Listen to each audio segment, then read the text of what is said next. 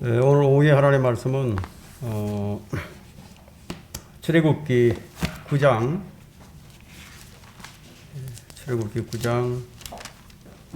20절과 21절 두 구절을 읽도록 하겠습니다.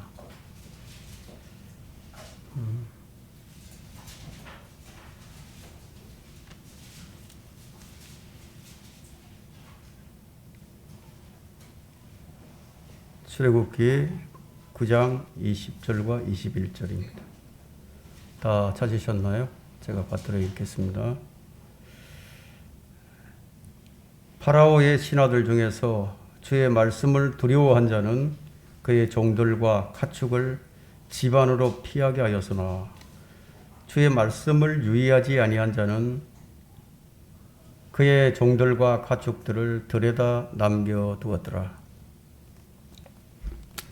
오늘 이 설교 제목은 인류의 역사와 하나님의 계시 전체를 요약하는 두 구절. 인류의 역사와 하나님의 계시 전체를 요약하는 두 구절. 이런 제목으로 설교하도록 하겠습니다. 우리가 하나님의 말씀을 대하는 자세, 우리가 주의 말씀을 어떻게 대하는가. 이게 참 너무나 중요한 문제가 아닐 수 없습니다. 주의 말씀에 유의한 사람과 유의하지 않는 사람의 차이가 어떻게 나타나는가. 참 이것이 이 본문이 다루고자 하는 주요 핵심입니다. 성경은 참 묘하게도 주의 말씀을 듣는 사람들을 갈라치는 아주 묘한 능력이 있습니다. 주의 말씀에 유의하는 자와 유의하지 않는 자로 갈라쳐 버립니다. 우리는 주의 말씀으로 인해서 사람들이 이제 하나가 되어야 하는데, 근데 그것이 정상이죠. 주의 말씀을 듣고 하나가 되는 것이 정상인데, 그런데 그것이 아니라 오히려 분리되는 경우가 많아요. 그래서 20절과 21절 이 두 구절은 사도행전 28장 24절과 짝을 이룹니다. 사도행전 28장 24절에는 그 중에 그가 말한 것을 믿는 사람들도 있고 또 믿지 않는 사람들도 있어서 믿는 사람들과 믿지 않는 사람들. 이 원칙은 성경 66권 전체에 나타나는 인류의 역사와 하나님의 계시 전체를 요약해 줍니다. 왜냐하면 사람들은 하나님의 말씀을 믿을 수도 있고 또 안 믿을 수도 있어요. 그래서 한 부류는 20절에 속하고 한 부류는 21절에 속합니다. 그래서 여기엔 중립지대가 없어요. 지난 400년 동안 종교개혁 성경을 없애려고 시도해온 320명의 믿음을 공언하는 기독교 학자들이 있었습니다. 그 사람들에 의해서 성경 변개가 일어났습니다. 우리는 이 하나님의 말씀을 두려워하지 않았던 그런 국가를 손에 꼽으라면 영국, 미국, 독일 이런 세계 제1의 국가들을 꼽을 수가 있죠. 이 세계 제1의 국가들은 태보와 폐교를 계속하고 있죠. 자, 이들 국가는 본문 20절 대신에 21절을 선택을 했습니다. 바로 이들 국가의 쇠퇴가 주의 말씀에 유의하지 아니한 것에 대한 결과라는 것이죠. 주의 말씀에 유의하지 않으면 이런 결과가 온다는 거예요. 영국을 보면은 영국은 종교개혁 성경을 버리고 해가 지지 않는 나라에서 해가 지는 나라를 선택을 했어요. 독일 역시 루터 성경을 버리고 나치 국가를 선택을 했었죠. 미국은 세계 최강국에서 성경을 두려워하지 않음으로써 전 세계 웃음거리로 전락하고 말았습니다. 말하자면 이집트가 되어버린 것이죠. 어떻게 이렇게 자신 있게 말할 수 있느냐? 그것은 세계 최강국 이집트가 가장 약한 노예 민족, 히브리 민족에게 웃음거리가 되었듯이 세계 최강국인 미국이 유엔 창설 이후 어떤 전쟁에서도 이긴 적이 없어요. 주의 말씀에 유의하지 않았던 이 미국은 앞으로도 계속해서 웃음거리가 될 수밖에 없다는 거죠. 베트남 전쟁에서 웃음거리가 되더니 지난해에는 아프가니스탄에서 해프닝을 보여주었죠. 전 세계의 웃음거리가 되어버렸습니다. 최신의 현대식 무기를 그냥 내버려 두고 도망치는 꼴을 전 세계가 다 보았어요. 그 미국은 신뢰를 이뤘죠. 성경을 버린 대가를 톡톡히 치르고 있는 거예요, 그게. 제가 뭐 예상하는 것이 아니라 이것은 오늘 본문에서 확정된 말씀입니다. 확정된 말씀이에요. 저의 말씀에 유의하지 않는 자다 이거예요. 어떤 누구라도 자신이 어디에 있다고 생각하든지 간에 그는 20절이 아니면 21절에 서 있는 거예요. 하나님 말씀에 유의하지 않는 자들 위해 이집트에 내리셨던 재앙들보다 더 강력한 재앙들을 이제 내리실 겁니다. 지금도 하나님께서는 자연현상을 통해서 재앙을 내리시지만 그것은 빙산의 일각에 불과합니다. 하나님께서는 곧 다가올 미래에 환경보호청이나 유엔의 국제연합이 주도하고 이끄는 모든 일에 반해서 환경 파괴를 이루실 거예요. 그들은 아무리 환경을 다시 보호하고 이렇게 세우려고 하겠지만 하나님께서 환경을 파괴시킨다 이거예요. 그래서 인간이 가장 살기에 적합하지 않도록 만드실 것이라는 겁니다. 그 일을 국지적으로 하는 것이 아니라 전 세계적으로 그렇게 하실 것입니다. 그렇게 하시는 이유는 뭐냐? 그들이 본문 21절에 줄을 섰기 때문이에요. 주의 말씀에 유의하지 않는 자들의 줄을 서버렸어요. 사람은 변하지 않아요. 사람은 변하지 않습니다. 좀처럼 변하지 않는 것이 아니라 아예 변하지 않아요. 그들은 파라오처럼 결코 변하지 않을 것입니다. 우리는 살다 보면 참 별일을 다 보고 또 듣고 경험을 하고 살죠. 사람은 좀처럼 변하지 않아요. 정말 신실하고 능력 있는 하나님의 종인 줄 알았는데 드러난 실체를 보니까 돈을 좋아하더라 이거예요. 여자를 좋아하더라 이거예요. 자, 이렇게 발각되는 일들을 여러분들이 많이 보았을 것입니다. 그런 사람이 참 많죠. 높은 도덕성과 경건으로 존경받던 사람이 거짓으로 드러나게 될 때 우리는 매우 놀라게 됩니다. 유명한 정치인들 보세요. 학자들, 유명한 종교인들, 그들에게서 자주 일어나는 일입니다. 뭐 이런 일들이 너무 자주 우리 주변에서 일어나다 보니까 사람이 달라졌다, 사람이 변했다 이런 말을 들을 때면 과연 사람도 변할 수 있는 것인가?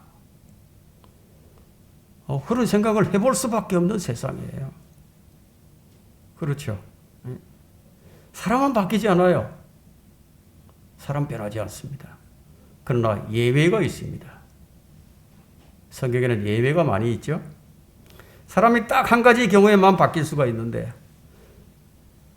그것이 바로 십자가의 예수 그리스도를 인격적으로 만났을 경우예요.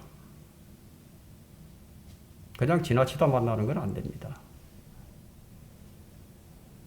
먼 발치에서 보기만 해도 안 돼요. 직접 만나야 된다. 이게. 이러한 사례는 마태복음 27장에서 찾을 수가 있는데요.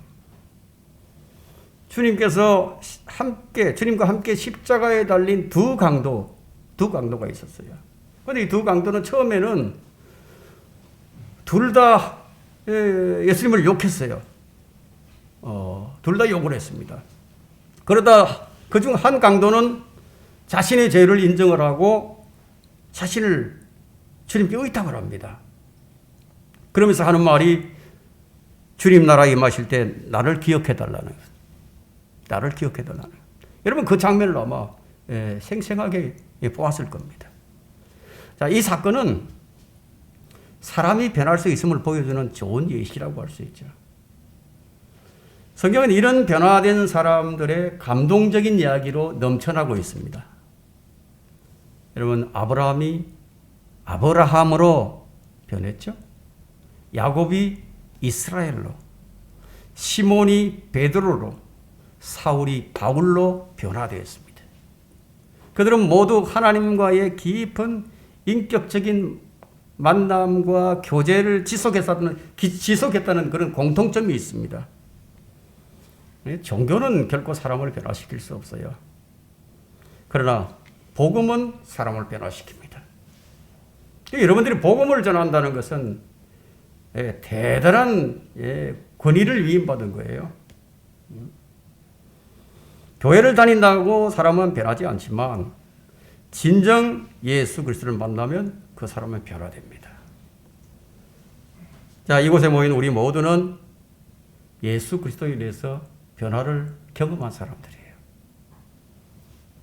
기적을 체험하고 또 은사를 받았다고 영에 속한 사람이 되는 것이 아니라, 한번 보세요. 3년 반 동안 예수님과 동행했던 제자들은 얼마나 많은 표적들을 보았습니까? 수많은 기적들을 체험했죠. 심지어 그들은 직접 병을 고치기도 하고요, 마귀들을 쫓아내기도 하고 죽은 자를 살리기도 했다 이거예요. 그러나 그런 체험과 능력이 그들 중 아무도 변화시키지를 못했습니다.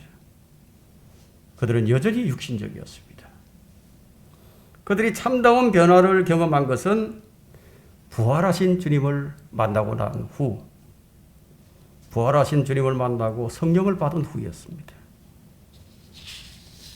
이것은 무엇을 말해주느냐 하면, 성도들이 인격적인 변화와 성장은 주의 말씀을 듣고 그 말씀에 유의해서 그 말씀 안에 거하면 성령의 임재와 그분의 능력의 역사를 통해서 그 사람이 비로소 변한다는 거예요.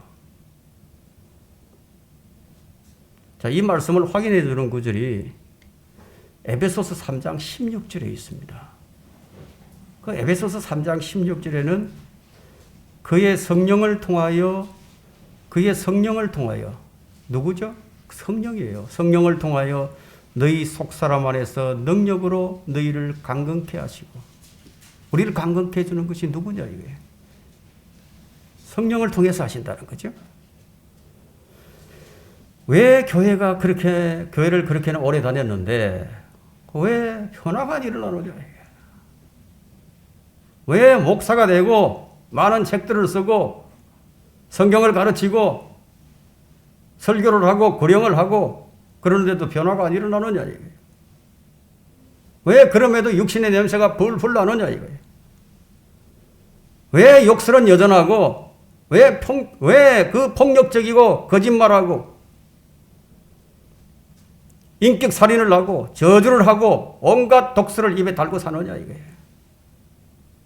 이유가 간단하죠. 이유는 간단하다 이게. 성령이 없는 사람이다 이게. 성령이 없는 사람이다 이거죠. 아니면 성령이 역사하지 못하도록 죄의 종이 되어 있거나 둘 중 하나다 이거예요. 죄인이 정말 주님을 믿고 그분을 만나서 구원을 받으면요, 반드시 그 증거가 드러나게 되어 있습니다. 반드시 증거가 있는 거예요. 성령으로 거듭난 사람, 그러니까 성령과 하나가 되고 성령 안에서 마시게 된 사람이 그리스도인인데, 그런데 아무런 거듭남의 증거가 없다. 그건 내가 죄를 지었도다라고 말한 후에 아무것도 변한 것이 없는 파라오와 같은 사람이에요. 변화를 입증하며 사는 것이 그리스도인의 삶이에요. 그래서 실천적인 삶, 실천적인 신앙인이 되게 됩니다. 말로만 변화되었다, 그것으로는 입증이 안 됩니다. 왜냐하면 얼마든지 그럴듯하게 속일 수도 있죠. 사탄도 빛의 천사라고 가장을 합니다. 그럼 그리스도인은 무엇을 입증하며 살아야 하는 것인가 하는 거예요. 무엇인가를 입증을 하며 살아가야 합니다. 내 믿음을 입증하면서 살아야 된다는 거죠. 이것이 로마서 12장 2절을 한번 펼쳐보십시오. 로마서 12장 2절에 우리가 확인할 수 있는데, 너희는 세상과 일치하지 말고 마음을 새롭게 하고 변화를 받아 하나님의 선하시고 기뻐하시고 온전하신 뜻이 무엇인지 입증하라. 그러니까 여기 이제 마음을 새롭게 하고, 마음, 그러니까 이 마인드라는 단어를, 영어 단어를 썼는데, 그러니까 보통 우리가 이 마음으로도 번역할 수도 있고 이 생각으로도 번역할 수가 있습니다. 대체적으로 거의 다 생각으로 번역을 했는데 여기는 이제 마음으로 이제 번역을 해놨습니다. 이제 제가 그 부분에 대해서 이제 설명을 하겠는데요.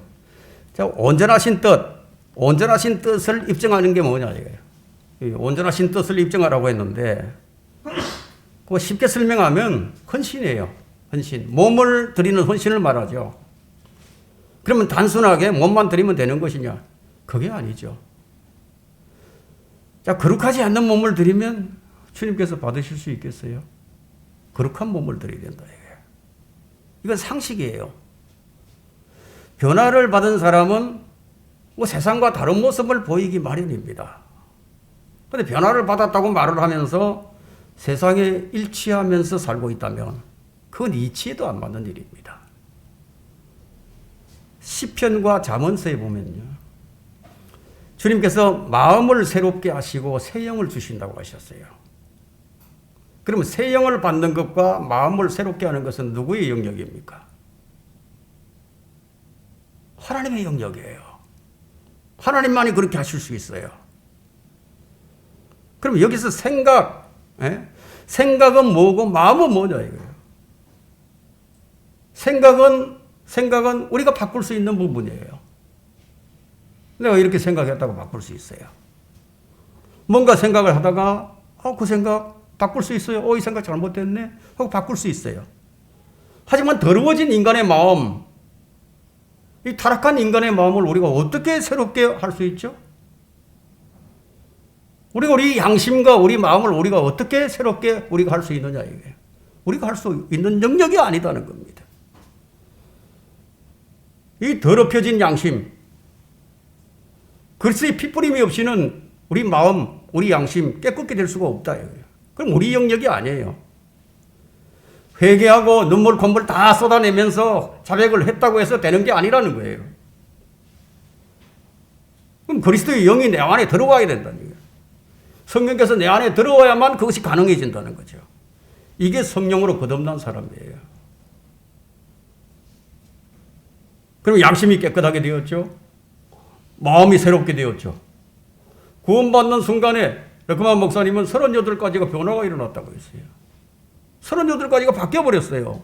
그것이 내 안에서 일어났는데 근데 아무런 변화가 없어. 내적인 변화가 아무것도 없어.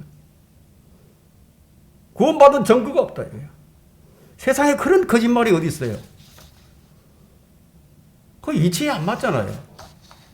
거짓말이죠. 구원받은 사람은 하나님을 입증해야 할 의무가 있어요. 자신의 믿음을 입증해야 할 필요가 있다는 겁니다. 무엇을 통해서요? 성화를 통해서. 성화를 통해서 입증이 되어야 된다. 각 구원받은 사람은 어린 아기로 태어났습니다. 아직 성장을 못했어요. 그래서 뭐가 필요하죠? 성장 과정이 필요하죠. 자라가야 한다 이거예요. 그래야 하나님을 입증할 수가 있습니다. 인격의 변화, 인격의 변화로 하나님을 입증하는 사람. 즉 성령의 열매로서 하나님을 입증하는 자가 되어야 한다는 겁니다. 자, 이제 이 본문을 보면은 파라오와 이집트가 받을 재앙이 뭐냐? 우박재앙입니다. 우박재앙. 그 18절 한번 볼까요? 본문 18절에. 보라, 내가 내일 이맘때에 내가 아주 심한 우박을 내리리니 그러한 것은 이집트가 시작된 이래로 지금까지 거기에 없었던 것이라. 이건 뭐 보통 우박을 얘기하는 것이 아니에요. 심한 우박이라고 했죠. 심한 우박. 여러분 한번 상상을 해보세요. 예? 야구공만한 것들, 예? 이 럭비공만한 것들은 이런 커다란 얼음 덩어리가 떨어진다고 생각을 해보세요. 맞으면 죽는 거죠. 예? 그런 일들이 일어났다고 생각을 해보세요. 쑥대밭이 되는 거죠. 뭐. 그러면 이 재앙의 목적이 뭐냐 이거예요. 재앙의 목적이 있을 거 아니에요. 그럼 지금 이 시대에 코로나를 주시는 목적이 뭘까요? 목적이 있을 거 아니에요. 그렇죠? 주님과 같은 분이 없다는 것을 알게 하기 위함입니다. 주님과 같은 분은 없다 이거예요. 모든 일에는 목적이 있어요. 그래서 23절과 24절에는 이 재앙의 정도가 어느 정도인지가 나타나는데 23절에 모세가 하늘을 향하여 그의 막대기를 뻗치니 주께서 천둥과 우박을 보내시고 불이 땅 위로 달리더라. 주께서 이집트 땅에 우박을 내리시리라. 그러므로 우박이 내리는데 매우 심한 불이 우박과 섞여 내리더라. 여러분, 우박과 불이 섞여 내리는 것을 본 적이 있으십니까? 한 번도 본 적이 없죠. 우박은만 내리지 불이 섞여서 내려오는 걸 못 봤을 겁니다, 아마. 자, 이집트가 나라가 된 이래로 이집트 온 땅에 그와 같은 것은 한 번도 없었더라. 우박과 함께 불이 섞여서 내려온다는 말은 우리가 어떻게 그 의미를 찾아볼 수 있을까요? 천둥과 번개죠, 번개. 번개가 불이 확 달리면서 우박이 떨어지는 가운데 그런 일이 있을 수 있죠.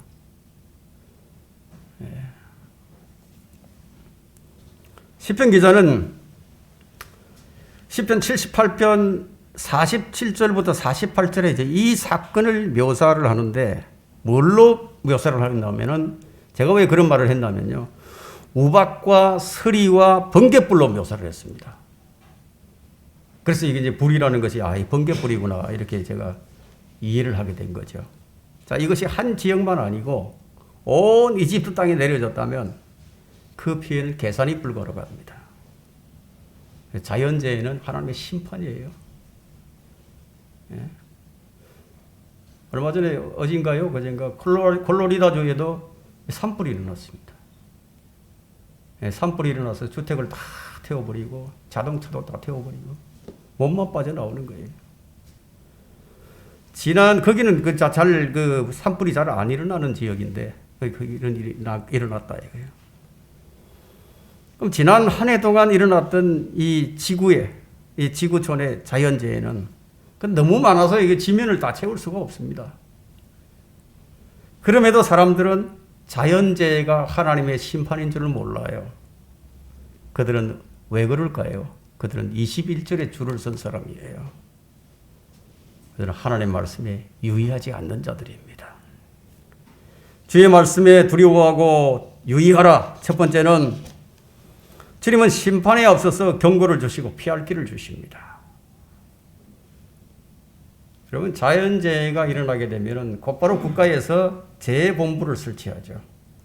그건 재해본부를 설치했지만 감히 어떻게 할 엄두조차 낼 수 없는 상황이에요. 그냥 구경만 할 수밖에 없죠. 그래서 재앙이 이제 끝난 후에 사후 수습을 하는 정도죠. 그것이 하나님의 진노라는 사실을 모릅니다. 자연재해를 막을 능력이 있는 국가는 없지만 그러나 그 재앙을 피할 수 있는 길은 너무 간단하다는 거예요. 언제나 심판 앞에 경고가 먼저 주어지기 때문입니다. 그래서 19절을 보세요. 그러므로 이제 보내어 네 가축과 네가 들에 소유하고 있는 모든 것들을 모으라. 들에 있고 집으로 들이지 않는 모든 사람과 짐승 위에 우박이 내리니 그러면 그들이 죽으리라. 그 미리 경고를 했죠. 이렇게 경고를 했어요. 피할 길을 주셨다. 그러면 정상적인 사고를 가진 사람이 이런 경고를 듣게 되면 두렵잖아요. 그죠? 두려워요. 무서워요. 그것이 정상이에요. 지금까지 7가지의 재앙을 맛본 사람들이 그 모세가 말한 대로 그대로 성취된 것을 다 몸으로 직접 경험한 사람들이 이 말씀을 들을 때에 두려워해야 하는 것이 정상이다 이거예요. 그렇죠. 두려워해야 하는 것이 정상이죠. 근데 정상인 것 같은데 정상이 아닌 사람들 너무너무 많습니다.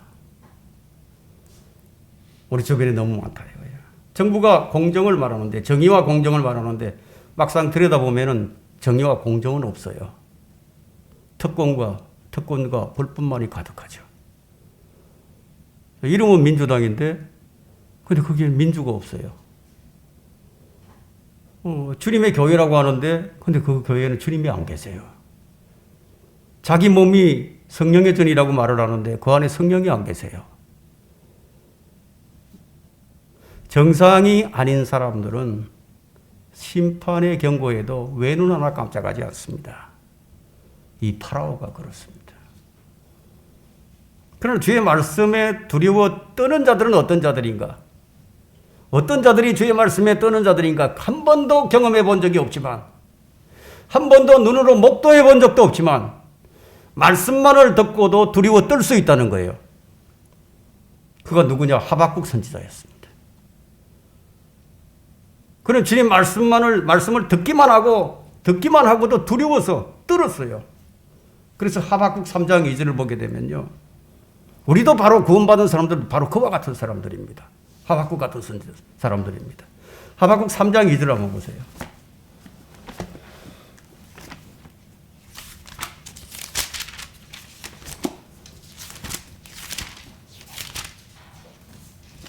하박국 3장 2절에 오 주여 내가 주의 말씀하신 것을 듣고 들었어요. 말씀을 들었다.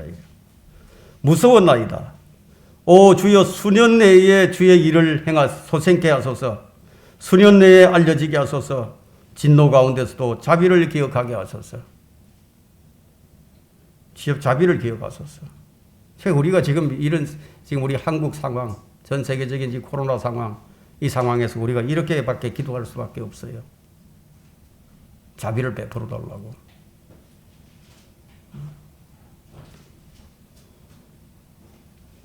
그리고 16절을 한번 보세요. 3장 16절. 하박국 3장 16절. 내가 듣자, 주의 말씀을 들었어요. 내가 듣자 내 배가 떨리며 내 입술이 그 음성에 뜨니 썩음이 내 뼛속으로 들어왔으며 내가 내 안에서 떨었으니 이는 고난의 날에 내가 쉬고자 하였습니다. 내가 듣자 내 배가 떨리고 내 입술이 그 음성에 떨이 썩음이 내 뼛속으로 들어왔으며 내가 내 안에서 떨었으니 하나님의 말씀을 듣고 두려워서 떨어버렸다. 온몸으로 다 떨어버렸다. 그래서 올바른 사고를 가진 사람이라면 주의 심판을 들을 때 이런 떨림과 두려움은 당연한 것이에요. 그런데 현대 기독교인들은 성경 말씀에 대해서 전혀 두려움이 없어요. 전혀 두려움이 없어요. 그 말씀은 말씀이고 나는 나고 아무 상관이 없는 사람처럼. 여러분 불의한 사람의 정의가 무엇인지 아십니까? 불의한 사람의 정의. 주의 말씀에 떨지 않는 사람이 불의한 사람입니다. 그럼 주님의 보살피는 사람은 어떤 사람인가? 주님께서 보살피는 사람. 이사야 66장 2절에 있습니다. 여러분 이사야 66장 2절 한번 펼쳐보십시오.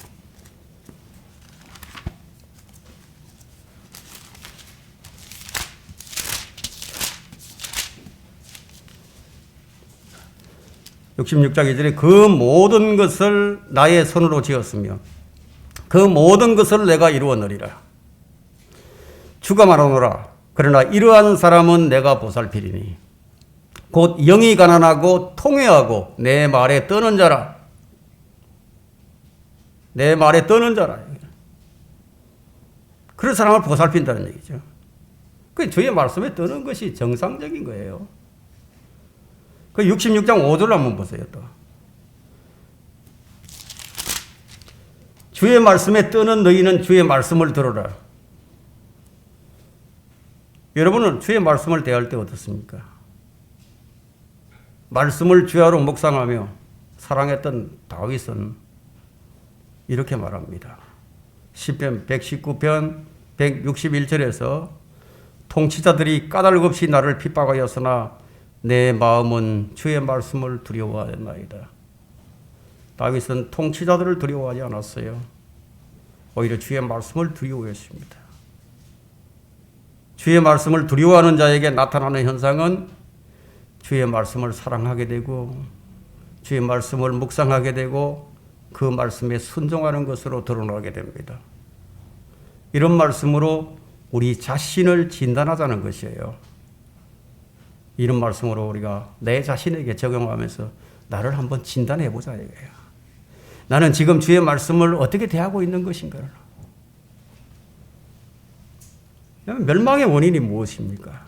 멸망의 원인은 잠언 13장 13절 거기에는 말씀을 멸시하는 자는 누구라도 멸망할 것이나 말씀을 멸시하는 자는 누구라도 예외가 없다 이거예요.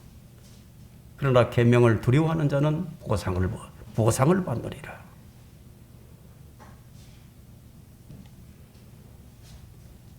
오늘 20절과 21절이 바로 이 내용이에요. 이 내용. 어디에 서느냐 이게. 성경 전체가 믿느냐 안 믿느냐 갈라치기 하는 거예요. 만일 파라오가 이 말씀을 믿었다면 어떻게 됐을까요? 그는 멸망하지 않았을 겁니다.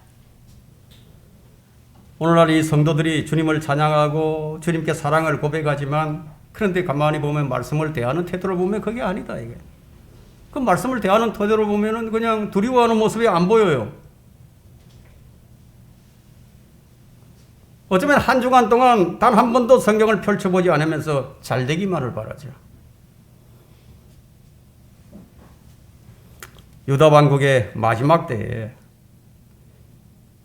왕과 그의 신하들의 태도는 어떠했느냐 이거예요. 그거 한번 살펴보겠습니다. 예레미야 36장.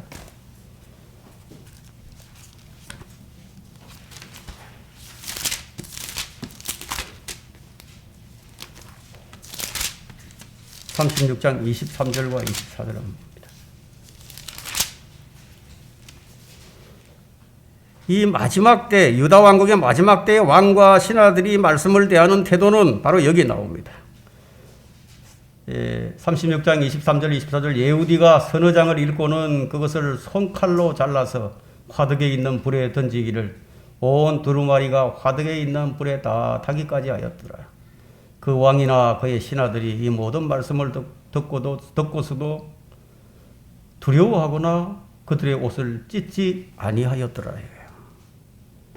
지금 성경이 아주 철저하게 유린되는 모습이죠. 성경이 아주 철저하게 유린됩니다. 저는 이 성경이 지금 철저하게 유린되는 모습을 보면서 가장 마음이 지금 아픕니다. 바른 성경이 그 가치를 잃고 있다 이거예요. 바로 이런 유린하는 자들에 의해서. 이것이 바로 영적으로 타락하고 하나님을 떠난 이스라엘의 배교한 모습이다 이거예요. 자, 이 말씀으로 우리 자신을 한번 진단해 보자는 겁니다. 얼마만큼 주의 말씀이 내 안에서 유린되고 있는가 하는 거예요. 얼마만큼 말씀에 관한 관심을 가지고 얼마만큼 말씀에 밀접해 있는 것인가 그것을 우리가 살펴보자는 겁니다. 왜 우리가 이걸 살펴봐야 되느냐? 빌립보서 2장 13절에 이런 말씀이 있기 때문이에요. 이는 너희 안에서 역사하시는 분은 하나님이시기 때문이니 그분은 너희로 그분의 선한 기쁘심에 따라 뜻을 두고 행하게 하시느니라. 이 말씀 때문이에요. 성령님께서 우리 안에서 이렇게 하시는데 그런데도 말씀에 대한 두려움과 떨림이 없다 이거예요. 그럼 그건 무엇을 의미합니까? 그의 믿음은 헛것이라는 얘기죠. 다시 본문으로 돌아왔어요. 20절과 21절을 다시 봅니다. 파라오의 신하들 중에서 주의 말씀을 두려워한 자는 그의 종들과 가축을 집안으로 대피하게 하였으나 주의 말씀에 유의하지 아니한 자는 그의 종들과 가축들을 들에다 남겨두었더라. 뭔가 행동으로 나타났거든요. 두려워한 자와 두려워하지 않는 자, 말씀을 유의한 자와 유의하지 않는 자는 이렇게 행동으로 나타난다 이거예요. 그냥 말씀이 계속 선포되는 가운데 주의 말씀을 두려워하는 파라오의 신하들이 생겨났어요. 그 신하들이 파라오의 신하들이 말씀이 계속 선포되자 주의 말씀을 두려워한다 이거예요. 주의 말씀을 두려워하는 자와 주의 말씀을 두려워하지 않는 자가 분명하게 지금 나누어져 버린다. 이게. 이들은 자신의 그 믿음에 따라서 자신들의 가축과 종들의 운명이 갈라져 버렸습니다. 소돔과 고모라의 심판이 있다는 사실을 들었을 때 롯은 떠났고 사위들은 남았습니다. 홍수가 나서 세상이 멸망한다고 했을 때 노아와 그의 가족은 방주로 들어갔고 다른 사람들은 남았습니다. 어느 시대나 하나님의 말씀이 전파될 때 사람들의 반응은 두 가지로 나타나는 거예요. 그 결과는 고스란히 당사자의 책임이에요. 지금 이 시대의 특징이 뭐냐? 진리에 관심이 없는 거예요. 그래서 지금 이 시대는 하나님의 말씀을 철저하게 무시하고 유린하는 시대입니다. 심지어 성경대로 믿는 사람들이라는 이 사람들에 의해서 지금 하나님의 말씀이 철저하게 유린되고 있는 거예요. 주의 말씀에 두려워하고 유의하라. 두 번째는 하나님의 말씀을 멸시하는 민족은 재앙을 피할 길이 없어요. 그 재앙 피하지 못합니다. 우박의 재앙은 이집트 역사상 전무후무한 일이었습니다. 이 재앙으로 들의 나무와 풀은 꺾이고 짐승들과 일하던 종들이 다 죽었어요. 그 큰 우박에 맞아서 다 죽는 거죠. 여기서 하나님의 어떤 신비와 자비가 엿보이는데, 근데 다행스럽게도 우박이 덜에만 내린 거다. 덜에만 내렸다. 집에는 안 내렸어요. 만일 럭비공만한 우박이 지붕 위에 떨어졌다면 집에 있는 사람들도 다 죽었겠죠. 그 당시에 그 건축 구조로 봤을 때 지금처럼 뭐 철근 콘크리트로 짓는 게 아니니까 그 흙집이죠. 그런 흙집에 이 럭비공만한 것이 가속도가 붙어서 팍 쏟아져 내린다면 집 와라로 다 무너져 버리죠. 하나님께서 이것도 다 불리기 시작하셨어요. 집에는 안 내리고 덜에만 내리게 하셨다. 이거예요. 놀랍지 않습니까? 그렇죠? 말씀에 관심을 두지 않았던 결과는 이와 같이 엄청난 결과를 초래합니다. 하나님을 두려워하지 않는 민족들은 재앙을 피할 길이 없습니다. 자, 우리는 이미 성경을 통해서 이들의 종말이 어떠한지를 잘 알고 있습니다. 말씀을 멸시하는 자들이 받을 형벌은 이 땅에서는 인명이죠. 인명. 사람의 목숨과 재산상의 손실, 거기 있죠. 그것뿐만이 아니라 이것이 영원에 결부된다는 거예요. 그럼 민수기 15장 31절에서는 이는 그가 주의 말씀을 멸시하였고 주의 명령을 어겼음이니 그 혼이 완전히 끊어질 것이며 그의 죄악이 그 위에 있으리라. 근데 이 말씀을 들어도 아무렇지도 않다. 뭐 아무런 느낌도 마음에 다가오는 전율도 없다. 그렇다면 주의 말씀에 유의하지 않는 겁니다. 성도가 계속해서 육신적으로 산다면요, 그 혼이 구원을 받았다 할지라도 생명은 위험에 처해진다는 사실을 알아야 합니다. 왜냐하면 너희가 육신을 따라 살면 죽을 것이나 성령을 통하여 몸의 행실을 죽이면 살리라고 했기 때문에 생생하게 말해주고 있죠. 사람들은 육신으로 사는 것을 너무 쉽게 생각하는데 이건 심각한 문제예요. 심각한 문제입니다. 왜 심각하냐? 주의 말씀을 멸시하고 구원의 은혜를 모독하는 것이고 성령님을 욕되게 하는 것이다. 이 불신자들이요, 그리스도인들을 안 쳐다보는 것 같아도요, 그리스도인들을 다 쳐다보고 있어요. 그리스도인들의 파수꾼이 누구냐? 믿지 않는 자들이에요.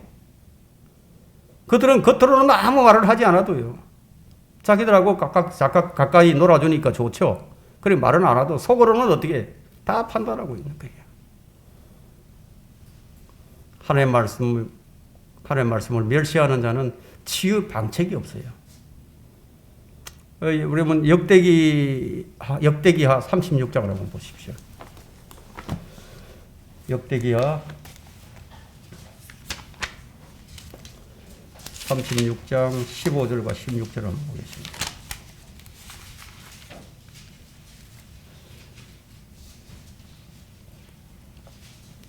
15절에 36장 15절에 그들 조상의 주 하나님께서 그들에게 사자들을 통해 말씀을 보내시되 제때에 일어나사 보내셨으니 이는 그분께서 그의 백성과 그의 처소를 긍휼히 여기셨습니다. 그러나 그들이 하나님의 사자들을 우롱하고 그의 말씀을 멸시하며 그의 선지자들을 학대하였으니 주의 진노가 그의 백성에 대하여 일어나 치유의 방책이 없게 되었더라. 치유의 방책이 없게 되어버렸다. 그 모든 멸망의 원인이 뭐냐? 주의 말씀을 무시한 결과입니다. 다른 거 없어요. 여러분, 바벨론이 아주 강해서 유다를 멸망시킨 것이 아니에요. 하나님께서 그렇게 하셨어요. 한 가정이나 한 국가나 개인이나 다 마찬가지예요. 성도들의 가정이 무너지는 것은 결코 그 가족 구성원들의 경제적 능력이나 질병과 같은 우한 때문이 아니에요. 무엇 때문이냐? 하나님의 말씀을 멸시했기 때문이에요. 부부간의 성격 차이로 그 가정이 무너지는 것이 아니에요. 국가 역시 마찬가지입니다. 국가의 경제력이나 군사력이나 외교력의 부재로 망하는 것처럼 보여도 결코 그렇지 않다는 거예요. 무엇 때문에? 음행과 폭력으로 자신들의 땅을 더럽혔기 때문이에요. 자기들의 죄악이 충만해짐으로써 땅을 황폐시켰다. 그게 망하는 거예요. 그래서 성경을 제대로 읽지 않으면요, 주의 말씀 멸시하는 겁니다. 교회가 복음을 전하지 않는 것은 주의 말씀 멸시하는 거예요. 그거는 복음 전해야 된다 이거예요. 형제들을 무시하고 시기하고 다투고 싸우는 것은 주의 말씀을 멸시하는 거예요. 주의 말씀에 순종하지 않으면서 진리로 주님을 섬긴다고 한다면 그건 매우 어리석은 짓입니다. 왜냐하면 하나님의 진노는 불의 가운데서 진리를 붙잡은 사람들의 모든 불경건과 불의에 대하여 하늘로부터 계시되었다고 말씀하고 있기 때문이에요. 성도들이 가장 쉽게 범하는 것이 바로 이것이에요. 주의 말씀 알아요. 나도 안다 이거예요. 나도 그것쯤은 나도 안다고. 근데 그 말씀에 순종을 하지 않아요. 그러면서 주님을 섬기려고 하고 있죠. 예를 들어서 형제를 미워하지 말라고 했는데 성경이. 근데 미워하지 않아야 하는데 그거 알아요. 예. 근데 미움이 그대로 마음에 있으면서 주님을 경배하고 진리를 따르려고 한다 이거예요. 이것이 무엇입니까? 불의 가운데서 진리를 행사하려고 하는 거죠. 주의 말씀에 유의하지 않았던 파라오는 이사야 5장 24절과 같이 됩니다. 이사야 5장 24절에는 그러므로 불이 그루트기를 삼킴같이 불꽃이 죽정이를 태움같이 그들의 뿌리가 썩은 것 같이 될 것이며 그들의 꽃핌은 티끌같이 날아가리니 이는 그들이 만군의 주의 율법을 던져버리고 이스라엘의 거룩하신 분의 말씀을 멸시하였기 때문이라. 왜 이런 심판이 주어지느냐. 그 이유를 지금 설명하고 있는 거예요. 이렇게 상상을 초월하는 재앙을 당하는 겁니다. 참 시대가 지금 어둡죠. 영적인 침체기예요. 이런 영적인 침체기에 접어들수록 우리는 성경의 역사적 사건을 통해서 조명을 받아야 됩니다. 그리고 그 말씀을 자신의 삶에 적용하려고 하는 부단한 노력이 필요한 거예요. 저절로 되는 게 아닙니다. 노력을 해야 된다 이거예요. 대환란 때 바로 이와 같은 재앙이 재현될 것입니다. 계시록 8장 7절에서 첫째 천사가 나팔을 부니 피가 섞인 우박과 불이 따르더라. 아까 불이 무엇인지 우리가 10절에서 살펴봤죠. 번개. 그들이 땅 위로 쏟아지니 나무의 3분의 1이 타버리고 모든 푸른 풀도 다 타버리더라. 그리고 계시록 16장 21절에서는 또 무게가 각기 한 달란트나 되는 큰 우박이 하늘로부터 사람들 위에 떨어졌는데 사람들은 그 우박의 재앙 때문에 하나님을 모독하니 이는 그 재앙이 심히 크기 때문이라. 앞으로 이집트에서 내려졌던 그거보다도 더 크고 엄청난 그 재앙이 대환란 때 떨어진다. 파라오 때와 마찬가지로 대환란 때에도 하나님 말씀에 유의하지 않는 자들이 훨씬 더 많을 거다 이거예요. 지금도 훨씬 더 많잖아요. 본문 돌아와서 26절 한번 보십시오. 이스라엘 자손이 있던 고센 땅에는 우박이 전혀 내리지 않았더라. 예? 하나님은 자신의 백성을 구별하셨습니다. 이를 통해서 하나님은 자신은 히브리인들의 하나님이라는 것을 알리시는 거죠. 예, 자기 백성들을 구별시키는 하나님이심을 온 땅에 다 보여주신 거예요. 우리를 휴거해서 데리고 가실 때 온 땅에 다 알리신다 이거 하나님께서.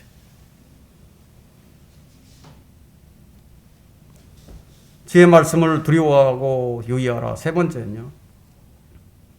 거짓된 회심은 주의 자비와 은혜를 입을 수 없습니다. 27절을 보세요. 파라오가 보내서 모세와 아론을 불러 그들에게 말하기를 이번에는 내가 죄를 지었도다.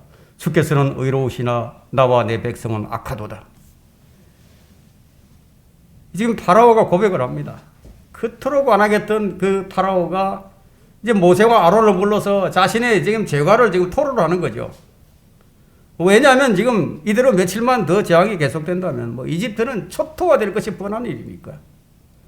그래서 그 재앙을 멈출 수 있는 방법을 생각해낸 것이 바로 27절이에요. 그런데 무엇이 문제가 되죠 이제? 뭔가 또 문제가 됩니다. 내가 죄를 지었도다. 내가 죄를 지었도다.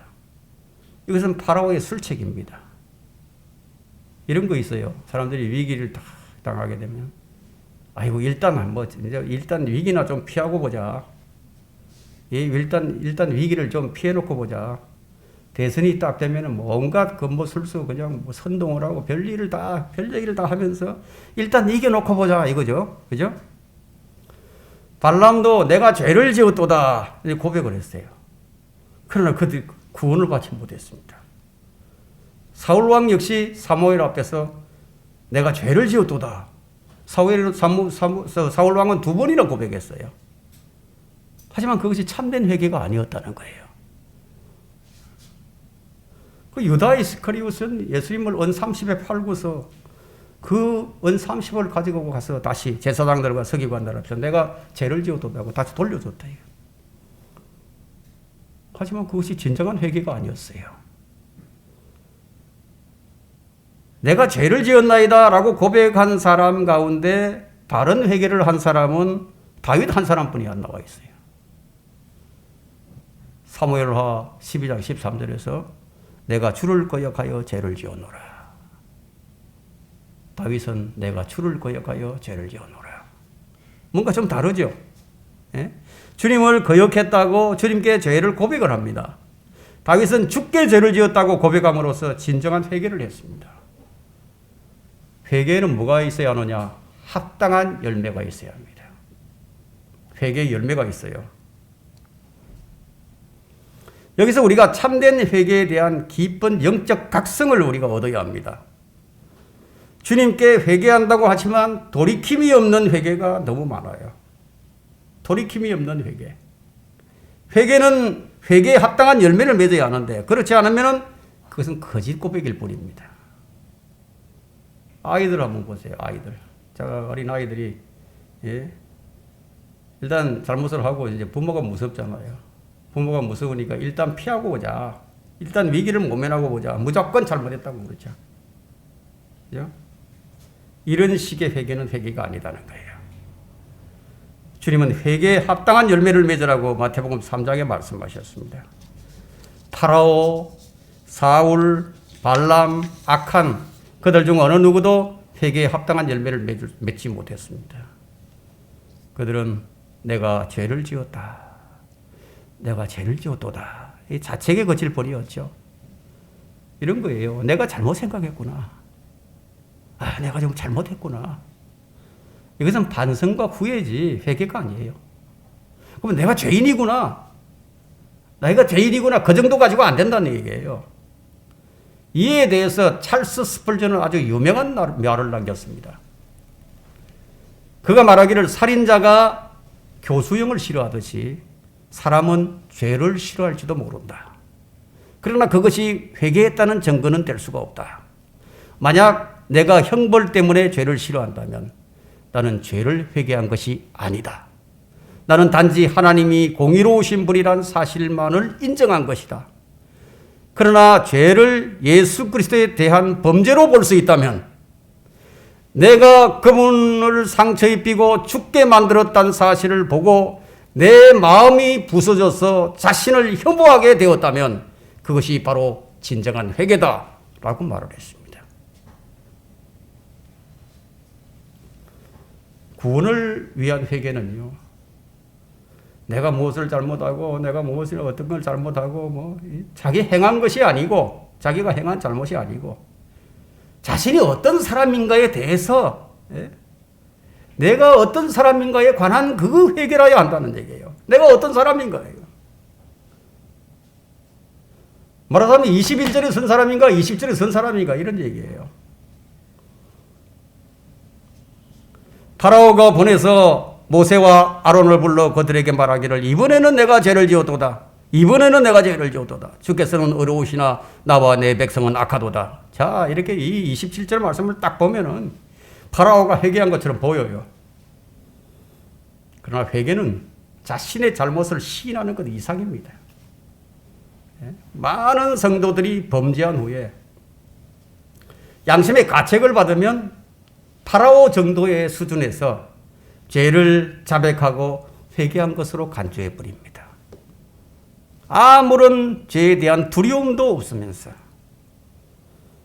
왜 그렇게 하느냐? 우리가 우리의 죄들을 자백하면 우리의 죄들을 용서해 주신다는 이 구절을 가지고 남용하는 거죠. 그것은 주님의 자비와 은혜를 입은 회개라고 할 수 없어요. 장난치는 거죠. 히브리어로 회개하다는 그 의미가 뭐냐면 토라스다라는 뜻이에요. 토라스다. 죄와 단절과 더불어 죄를 버리고 주께로 돌아오는 것이 회개예요. 회개. 그것이 회개의 핵심입니다. 그래서 이사야 55장 7절에도 그렇게 말씀하죠. 그렇지 않고 단지 반성문을 쓰는 것처럼 재판장에서 재판관이 네 죄를 네가 알렸다 그러면 예, 내가 인정합니다. 그건 회개가 아니다 이게. 이사야 55장 7절에서 우리의 죄의 단절을 찾아볼 수가 있는데 그게 뭐냐? 악인은 자기의 길을 버리고 불의한 자는 자기의 생각들을 버리고 주께로 돌아오라. 우리 마음은 내가 어떻게 할 수 없지만 내 생각은 내가 버릴 수 있다. 그 생각을 버리고 오라.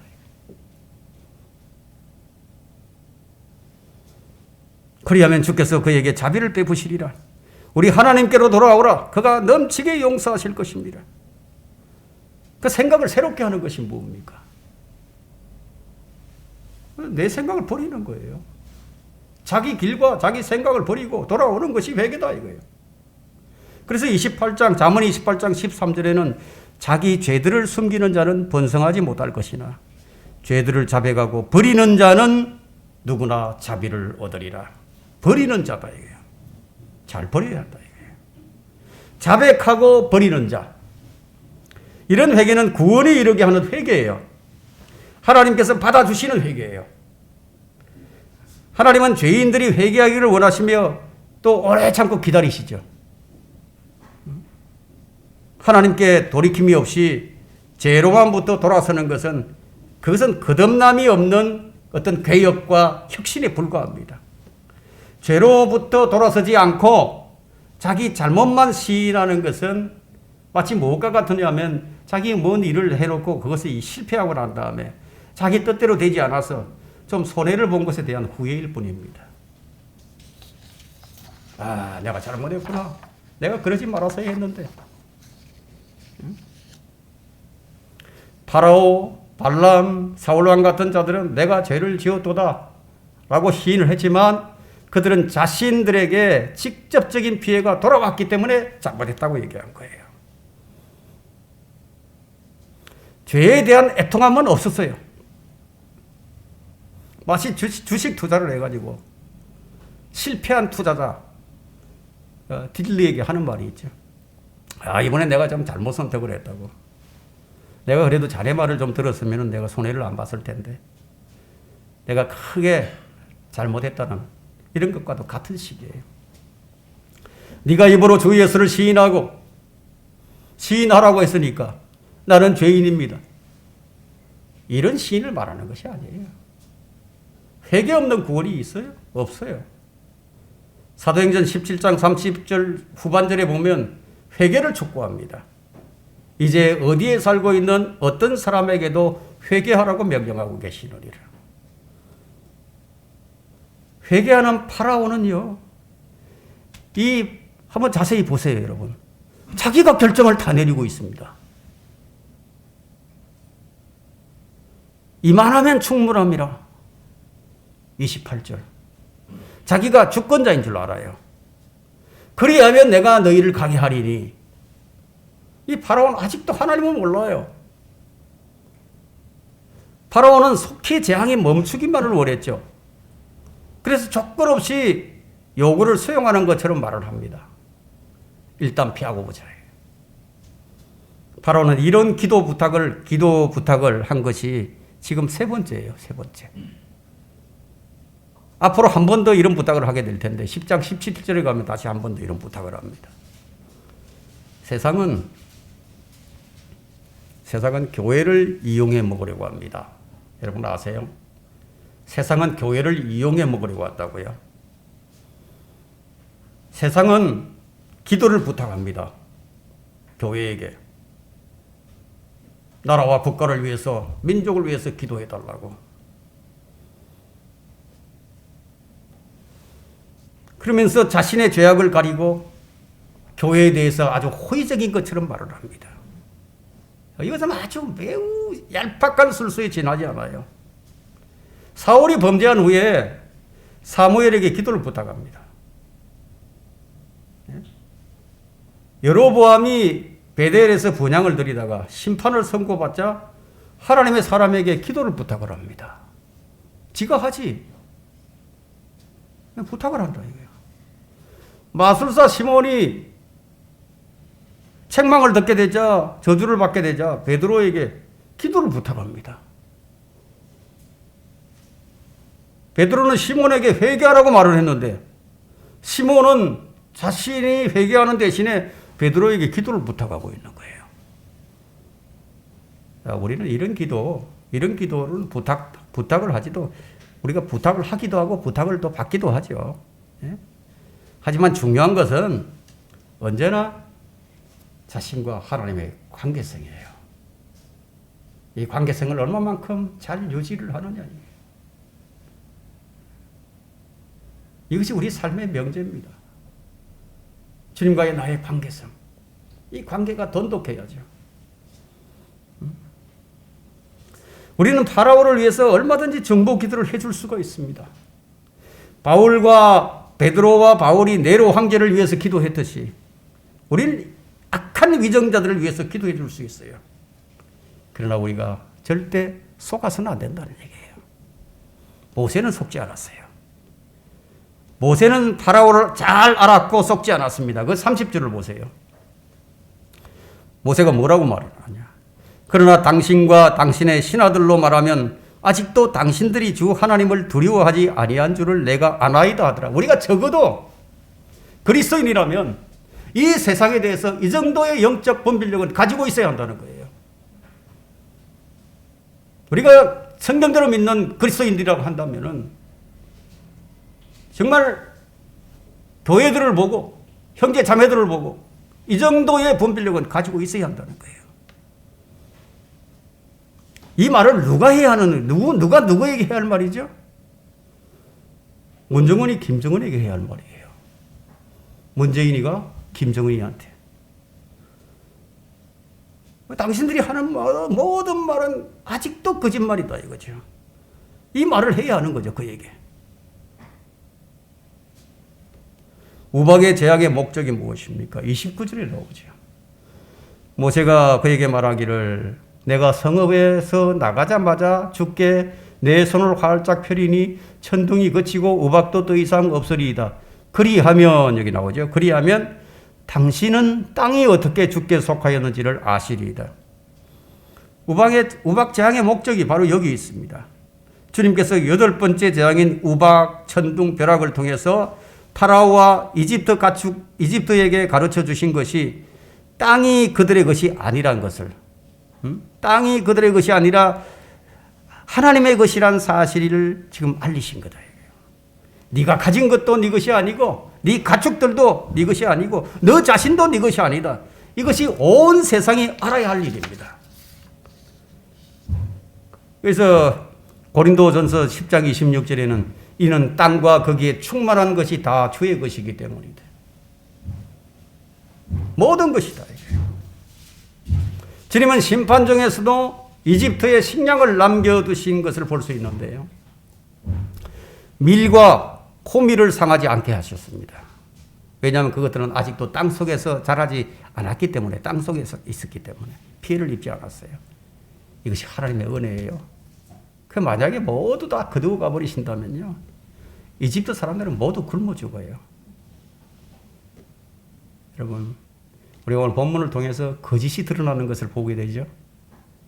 우박과 번개가 그치자마자 그들의 본심이 그대로 드러나는 거예요. 그들이 얼마나 거짓된 사람인지 다 드러난다. 결론을 맺겠습니다. 34절과 35절을 봅니다. 33절에서 34절, 35절.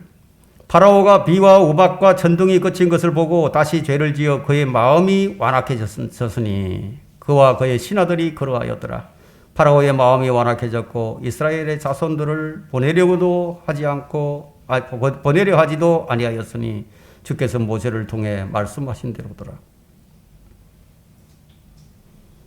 죄를 숨겨둔 채 잘못을 시인한 파라오는 더 큰 죄를 짓게 됩니다.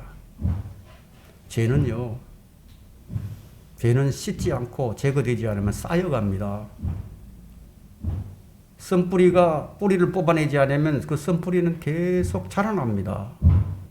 죄는 발본색원에서 아웃시켜야 된다. 죄를 숨겨두고, 이게 시인한 이런 파라오는 더 큰 죄를 짓겠는데 이것은 참 회개와 거짓 회개의 차이점입니다.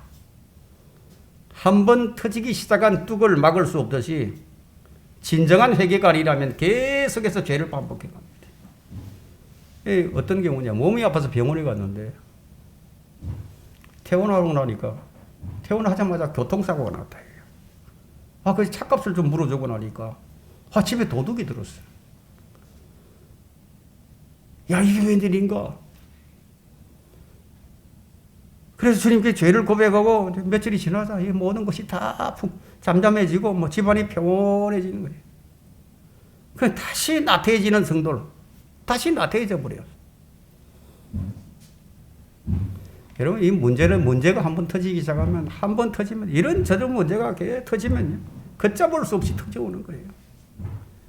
이것을 통해서 주님께 회개하고 바르게 서면 그것은 천하위복이 되지만, 오히려 더 강성해지지만, 파라오 같은 회개는요, 오히려 이전보다 더 강한 재앙이 들이닥친다는 거예요.